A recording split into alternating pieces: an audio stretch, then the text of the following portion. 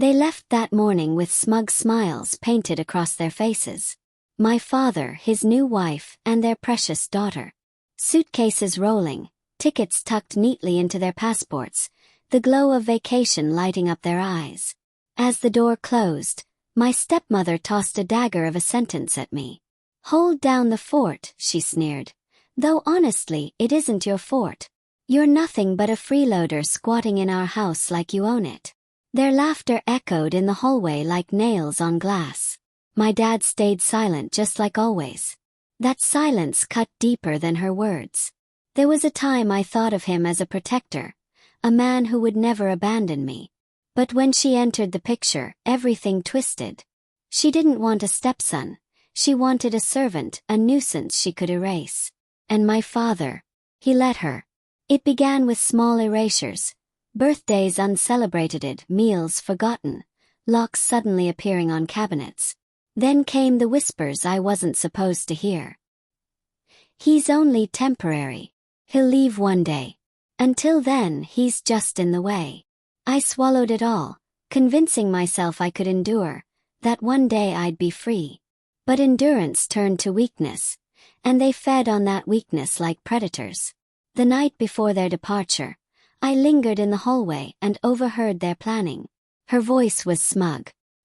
"He still thinks this place is his. Wait until he realizes it isn't." And then came his laugh. My dad's laugh. That was the moment the thread snapped. They wanted me out. Fine. I would give them exactly what they wanted, but not in the way they imagined. I didn't shout. I didn't argue. I prepared. I knew every detail of their patterns. Where they hid the deed. The safe combination. The mail they left lying around. Passwords scrawled carelessly on sticky notes shoved in kitchen drawers. My father had never been cautious, too blinded by her control to notice. Paper can be powerful, but paper is fragile. Paper can be moved. Paper can vanish. The morning they left, I played my role perfectly. Smiling, obedient, waving from the driveway as they drove away. Their laughter carried on the wind. Within an hour, my mask dropped, and I began. Step 1. I gathered documents. Mortgage statements, overdue bills, copies of their debts. I scanned, encrypted, sent everything to hidden accounts. Step 2.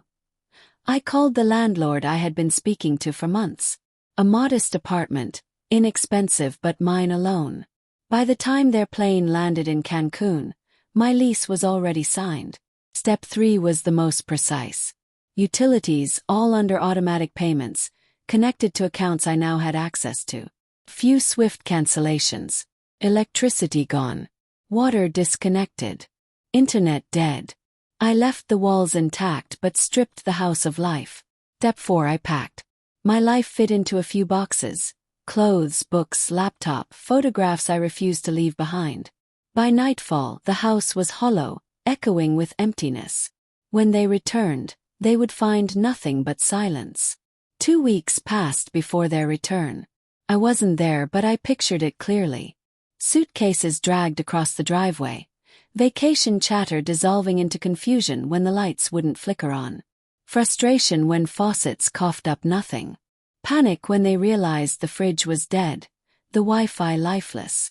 And then the quiet. No trace of me. No son waiting at the door. No one left to belittle. Just the shell of a home they thought was theirs. The calls came next. My father's voice, strained, trying to sound authoritative. "Where are you? What did you do?" Then her messages. Bitter words disguised as questions.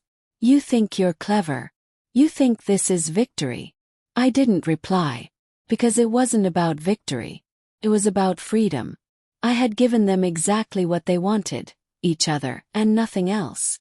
Now I live in my own space. Small but mine. Every key belongs to me. Every bill in my name. No one dares call me a freeloader. No one sneers when I walk into the room. They no longer pretend to include me, and I don't miss it. Because here's the truth. I didn't lock them out of the house. I locked myself out of their lives. I walked away and left them with the emptiness they tried to bury me in. So when people ask why I left, Why sever ties so suddenly? My answer is simple. Some betrayals don't need screaming matches. Some revenges don't require fire or fury. Sometimes the coldest revenge isn't what you do to them, it's what you stop giving them.